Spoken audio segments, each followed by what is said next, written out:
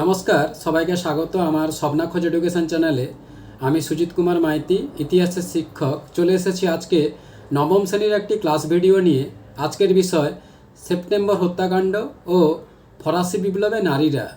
ভিডিওটি ভালো লাগলে লাইক, কমেন্ট, শেয়ার ও সাবস্ক্রাইব করে রাখবেন। আর পাশের নোটিফিকেশান বোতামটি সক্রিয় করে পাশে থাকবেন, যাতে এইরকম নতুন নতুন ক্লাস ভিডিও সবার আগে আপনার কাছে পৌঁছে যেতে পারে। শুরু করছি আজকের বিষয় সেপ্টেম্বর হত্যাকাণ্ড ও ফরাসি বিপ্লবে নারীরা। কি বলা হচ্ছে, প্রথম সেপ্টেম্বর হত্যাকাণ্ড। সময়কাল 1792 খ্রিস্টাব্দের 2 থেকে 7 সেপ্টেম্বর। স্থান ফ্রান্সের প্যারিস শহরে। নেতা জাঁ পল মারা।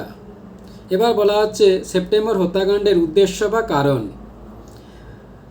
ব্রান্সউইক ঘোষণাপত্রের পরিপ্রেক্ষিতে বা প্রতিবাদে।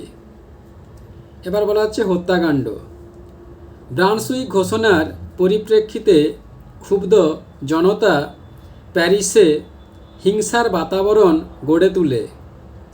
ক্ষুব্ধ জনতা সন্দেহের চোখে হাজার হাজার রাজতন্ত্রী ও শত্রুকে প্যারিসের কারাগারে বন্দি করে রাখে। 2 থেকে 7 সেপ্টেম্বর তারা জেকোবিন নেতা জাঁ পল মারার নেতৃত্বে এই সব রাজবন্দীদের বিনা বিচারে হত্যা করে।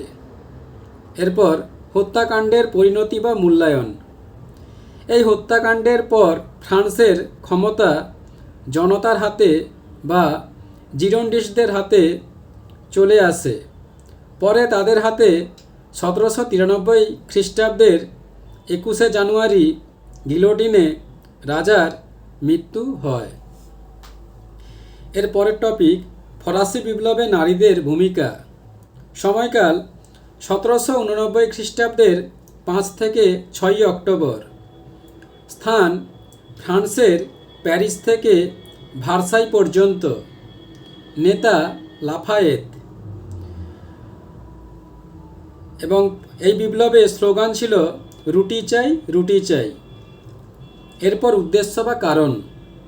খাদ্যের দাবিতে, নিত্য প্রয়োজনীয় জিনিসপত্রের দাম কমাতে ও নারীদের অধিকার রক্ষার দাবিতে এই বিপ্লব করা হয়।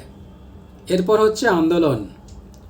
নারীদের অধিকার ও খাদ্যের দাবিতে নারীরা লাফায়েতের নেতৃত্বে প্যারিস থেকে ভার্সাইয়ের রাজপ্রাসাদ পর্যন্ত বিক্ষোভ শুরু করে।